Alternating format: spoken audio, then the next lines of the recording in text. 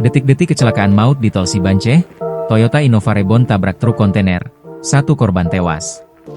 Kecelakaan lalu lintas ganda terjadi di KM 19 C600 jalur B, ruas Tol Sigli, Banda Aceh, Cibanceh, wilayah Aceh Besar, Senin, 16 Februari 2026, sekitar pukul 14.10 waktu Indonesia Barat.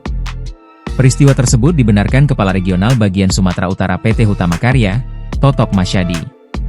Insiden itu melibatkan 2 kendaraan, yakni 1 unit Toyota Innova Reborn warna putih dan sebuah truk kontainer. Berdasarkan informasi yang diperoleh, Toyota Innova Reborn melaju dari arah Banda Aceh menuju Padang Tiji.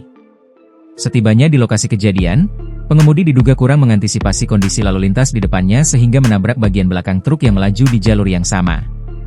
Akibat kecelakaan tersebut, 1 orang dilaporkan meninggal dunia di lokasi kejadian, sementara 2 orang lainnya mengalami luka-luka.